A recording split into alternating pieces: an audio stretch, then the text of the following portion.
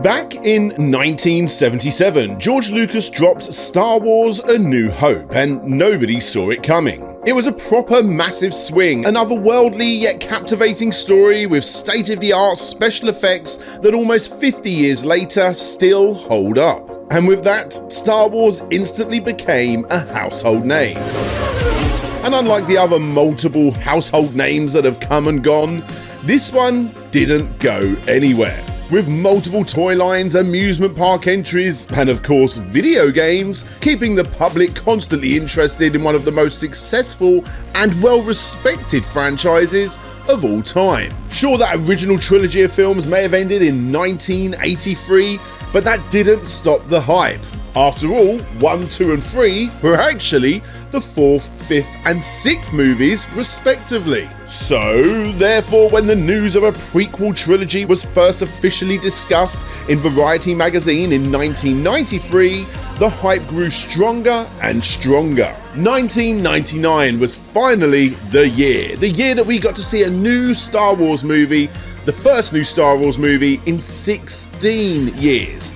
And although opinions have changed over the years as to whether that's a good or a bad movie pretty much constantly, one 10-minute sequence was universally loved by all. I am of course talking about that scene where Jar Jar Binks almost dies. Yeah, right. Obviously I'm talking about the pod racing scene.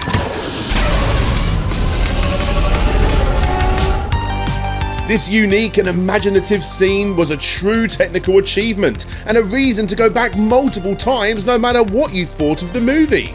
The incredible sound design and the perfect blend of physical and CGI gave the film exactly what it needed. I remember watching this scene and thinking, oh my god, this is like Star Wars meets Wipeout, and then thinking, surely they've got to make a theme park ride out of this and a video game, right? And you know what? That did kinda happen. The Disney ride Star Tours eventually got updated to sometimes include a pod racing sequence, and of course we got one seriously legendary video game too. Star Wars Episode 1 Racer. Yep, turns out that legendary scene from the Phantom Menace was so good that they decided to make a whole game based just on that. And look, although that is, kinda true, turns out there's actually quite a lot more history to that game. And today we're gonna go back and look at it all in detail. So, let's go back to the beginning and find out how that happened, how and why this game was made, the struggles they had along the way, and the legacy it left behind in Star Wars Episode 1 Racer, the complete history. Welcome to Slope's Game Room. And hey, if you fancy zipping around in what is arguably the greatest racing game for the N64, not too sure about that one. Star Wars Episode 1, not Pod Racer, just Star Wars Episode 1 Racer. You'll see why the name got changed and why you're forgetting what it was originally called in just a bit. You can grab it right now. It's only 175 Zookles over at Instant Gaming. And if you use my, force-powered link below, you not only get a cracking game for the price of some old scrap metal, but on top of that you'll also shove some calamari flan directly into the engine of this very show. Now, if you're a glutton for punishment and want other Star Wars video games, you can also snag those with absolutely massive discounts thanks to those lovely scamps who sponsor this channel. But let's be honest, Star Wars video games are a right old mixed bag, aren't they? I'm sure I don't need to tell you that. But mercifully, some of the proper classic belters are so ludicrously cheap, like less than a single credit. So why not go and check them out anyway? Videos like the one you're about to see take a gargantuan amount of time to make. Slope's Game Room is not an AI created or generated show in any way. I have to actually do this. So your support, however you decide to do it, goes a long way in helping me continue to work on stuff like this. Anyway, enough waffling, rambling and shouting. Much love to all of you guys for your support over the years. But for now, let's get back to Star Wars Episode 1 Racer, the complete history.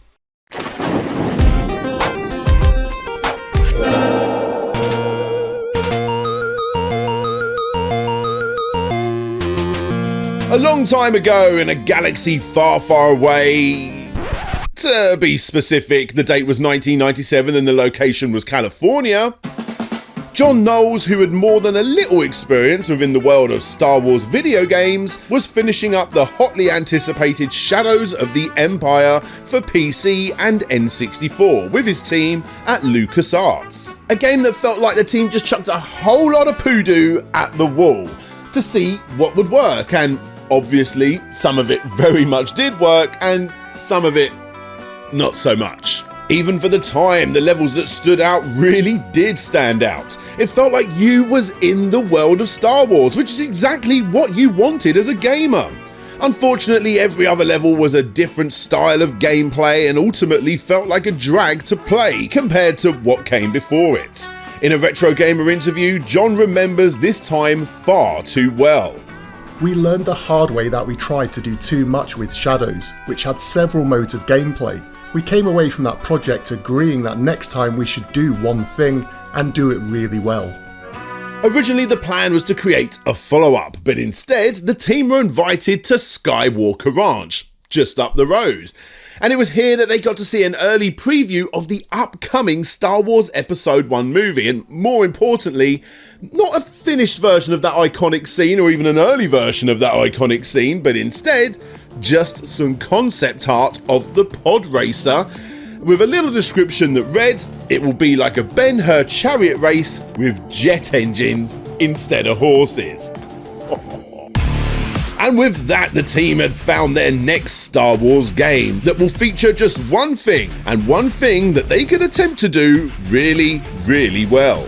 Eventually, after working off the photographs from the set of the movie and eventual CGI models created by Industrial Light and Magic for the upcoming flick, the team were able to recreate all of those characters and pod racers for the N64 game using the same engine as Shadows. The plan was to release the game on the same day as the movie, and they actually did it. Even though that was a tight deadline, they did it along with 2 other Episode 1 games. Yes, all of these games were released on the same day. And straight off the finish line, the game did pretty damn well with critics. 4.8 out of 5 from Super Game Power, 95% from Gameplay 64, 88% from N64 magazine. The first few tracks, sure, anyone can play them fairly easily, but get past that and it really does come down to how much you want to learn the game.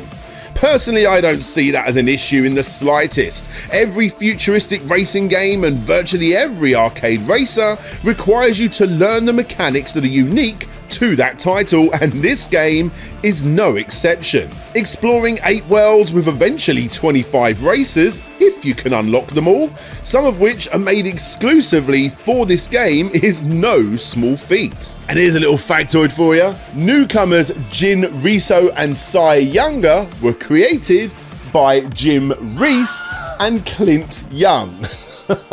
Now that's an awesome way to get yourself included, kind of, into the Star Wars universe. There's no denying that regardless of what you think of the game, it captures the speed and feel of the movie brilliantly.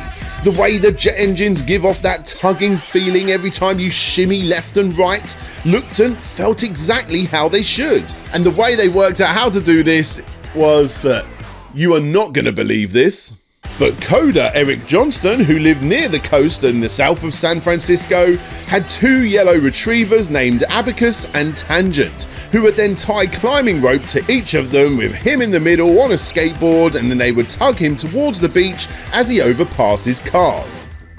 Amazing. Other differences here when compared to more kart-like racers was the ability to repair your vehicle whilst moving, similar to how it works in the movie.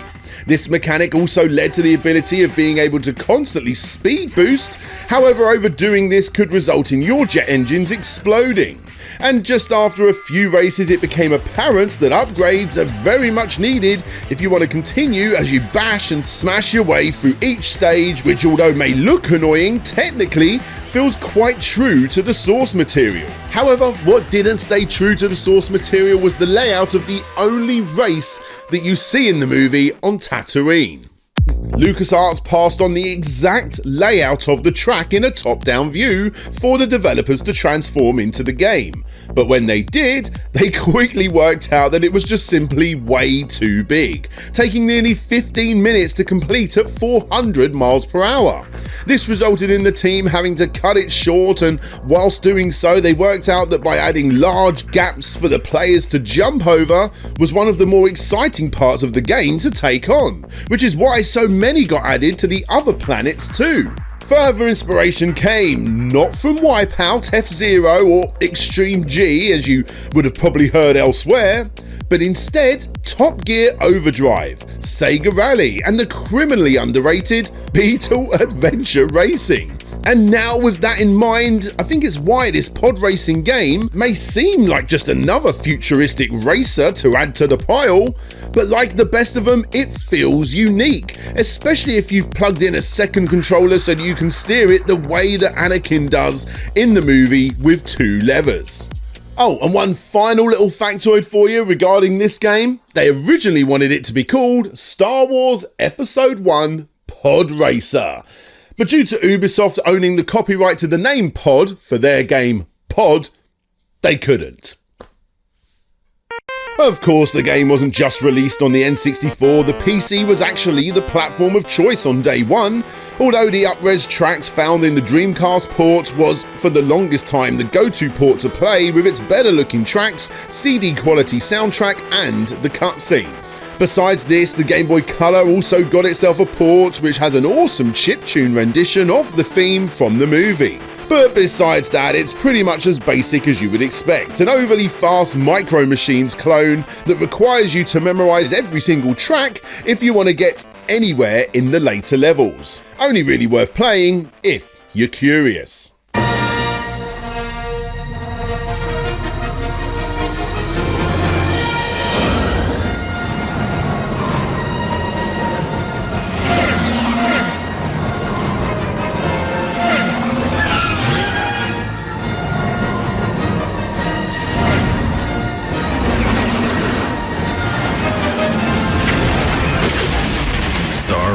Episode 1 Racer on Game Boy Color. Get into it.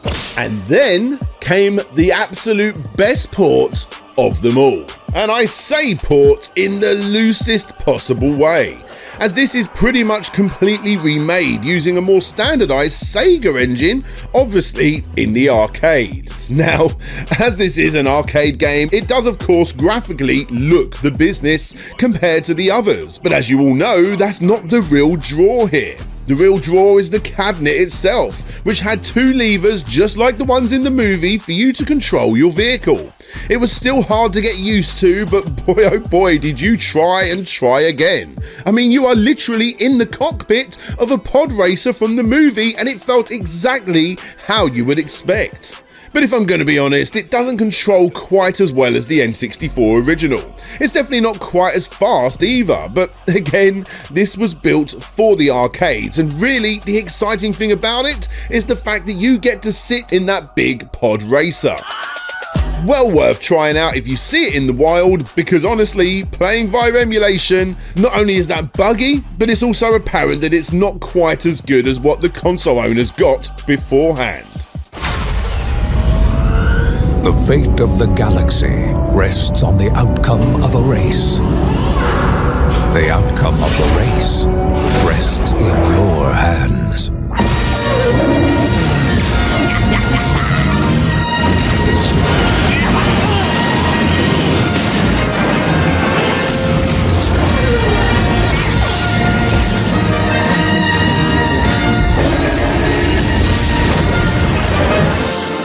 And if you think that's good, just wait until you see what handheld gamers got. Not one, but 2 LCD titles, one from Hasbro and one from Tiger. I mean, obviously Tiger made one. And just as you would expect, it plays like most LCD racing games. But with that said, the ability to choose your vehicle, bet on your races and even attack your opponents too is mighty impressive considering the limited hardware. And the unit itself also looks the part, with the pod racer coming out of the bottom of the unit and the jet engines attached to the top, whilst the screen and the buttons show up on the fake sandy terrain that you're racing on. However, if you want the best looking unit, then you gotta go and check out the Hasbro LCD game, which is a far more standardized racer.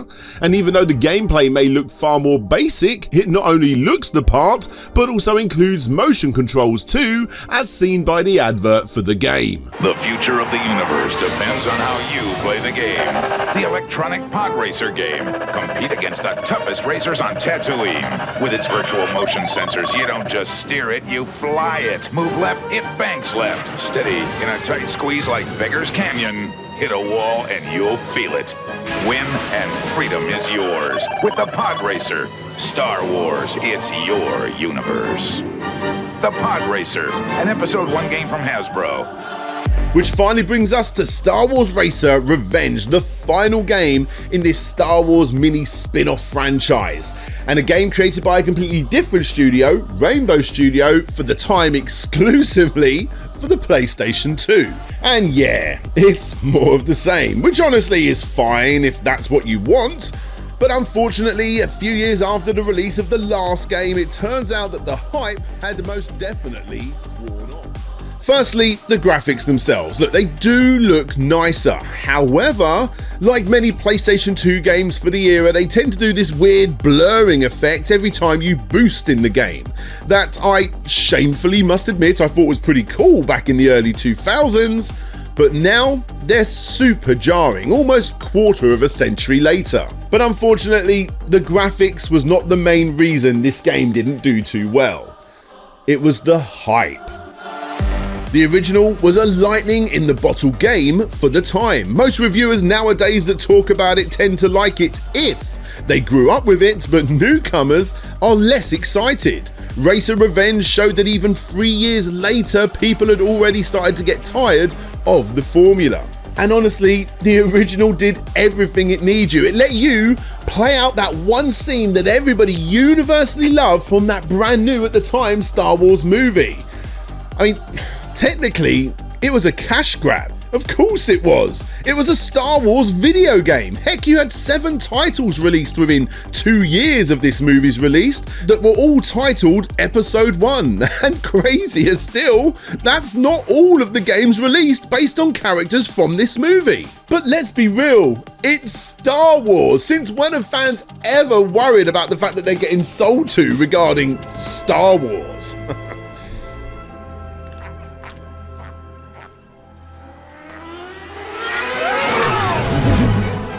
It takes split-second reflexes, a will of iron, supernatural control and concentration, and the near-suicidal drive and ambition to pilot what can only be called the fastest and deadliest racecraft in existence, in the most thrilling and brutal spectator sport there is, pod racing. The sleekest, meanest machines, all your favorite racers, veteran warriors, and hungry newcomers. Intense rivalries and exotic worlds. Experience the pulse-pounding excitement, fierce competition, tragic defeats, and heroic victories. So tune in for the fastest sport in the galaxy. Pod racing, back with a vengeance. You know what? When I made this retrospective, I expected it to be on the shorter side. 2 main entries plus the arcade game and several ports to go along with them, all worthy of a bit of screen time due to the differences found in each one.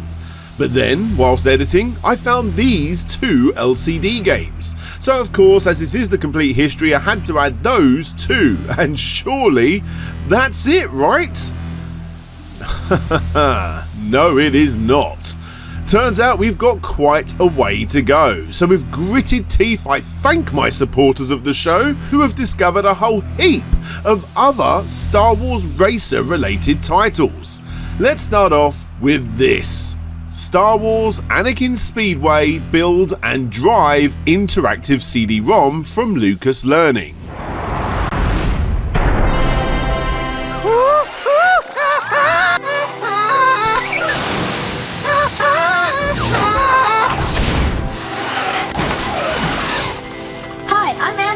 And I'm a podracer pilot. I'm glad you're here to help us build some really cool tracks. By the way, Have you seen anyone flying around out of control? I'm out of control here! I'm up! Uh-oh, he's headed for the podracer's hut. I'll meet you there.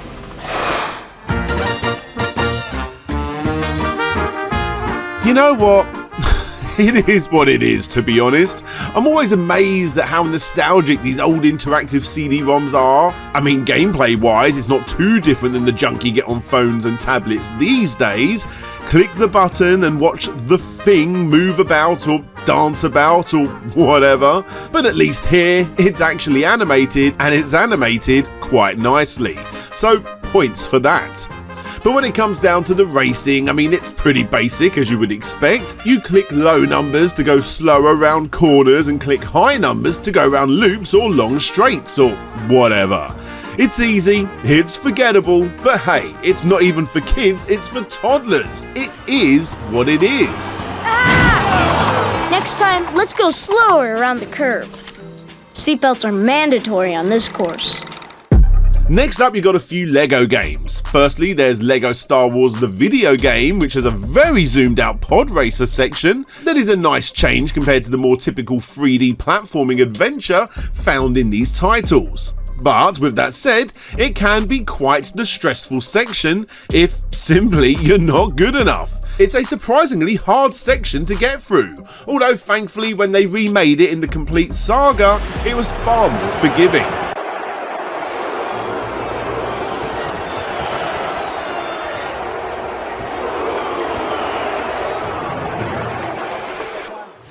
But best of all was the pod racing sequence found in the Skywalker saga. Now this is pod racing. Yes, it's LEGO, and no, it doesn't exactly have the learning curve that the N64 or the arcade originals do, but there's no doubt that it captures the light and magic of the movies and is simply a real joy to play. And then there's the VR game. Yes, I actually had to, for the first time ever on a complete history video, include a VR game into this complete history, with Star Wars Beyond Victory. A mixed reality game that surprisingly doesn't put you in the cockpit, but instead gives you a top-down, almost Micro Machines-like gameplay style viewpoint to mess about with. And I gotta say, it's pretty damn good. Yeah, like 99% of all other VR racing games, it's very much just a polished tech demo. But I appreciate what they did here. Sadly, with this being mixed reality, you don't have a very large field of view, similar to the Game Boy version, I suppose. And just like that game, you need to really learn the courses to get the most out of them. But still, I did quite like this one. The adventure or story mode, whatever they called it, is a nice way to tinker about with the pod racer in some pretty basic ways.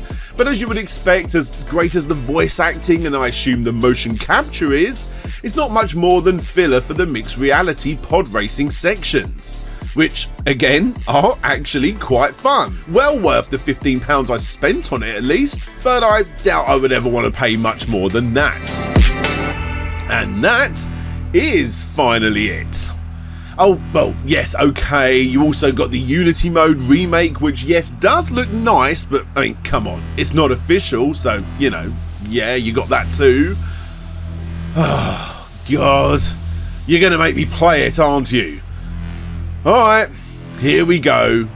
For the first time ever on the Complete History Show, not only have I had multiple LCD games, interactive kiddie CD-ROMs and mixed reality games all in the same episode, but we've also got a Kinect game. Yep, it's finally time to talk about Star Wars Kinect on the channel, a game I never owned originally because, well, I wasn't too up for doing this. But unfortunately, this is the path I've taken. This is my job now. Thankfully, this isn't the only game on the disc. You've also got a whole section based on pod racing, so I bought the game for £1.50 at CEX, and guys, I don't know what everyone's complaining about. This is not that bad of a game. Sure, like all Kinect games, once the novelty wears off, you will always rather go back and play a proper racing game, but still, I can't deny that this is quite fun. What am I doing praising Star Wars Kinect? As you would expect, you put your arms out and you steer using nothing. As Microsoft so proudly puts it, you are the controller. I mean, for £1.50, I would go as far as saying that this is pretty damn good. Granted, I wouldn't want to pay full price for a game like this, but for a, budget 20 odd quid or so, I actually don't think it's that bad. The controls feel mostly tight, there is a genuinely decent amount of skill involved, and I did get better the more I played it. But I suppose it's just a shame that they also added stuff like this.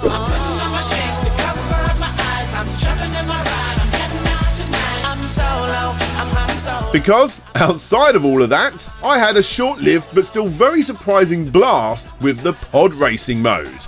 And ladies and gentlemen, that is finally all of the Star Wars pod racing games.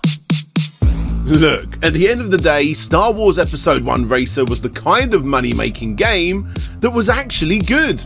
It gave people that put the effort in the experience that they wanted, and surprisingly, within the world of Star Wars, that is something that happens less frequently than you may think. Case in point, the sequel. I mean, sure, there's fun to have with that sequel, there's no denying that, but let's face it, you want to be Anakin Skywalker racing in Tatooine, reliving the movie, everything else is just filler. Still, it didn't stop the Racer series, specifically that first game, standing out as one of the most iconic Star Wars video games ever released. Fans to this day look past its flaws and remember it fondly, which resulted in Limited Run releasing an updated version on multiple systems, which is without a doubt the best way to play the game these days. Although I'm guessing the vast majority of gamers that bought the blister packed version never opened it. A quality little title that is more than a little polarizing within the world of futuristic racing games, that's for sure. And yes, it may not have done quite as well without the Star Wars license, but at the end of the day, it did have the Star Wars license, and it used it surprisingly well. And that is really all that mattered.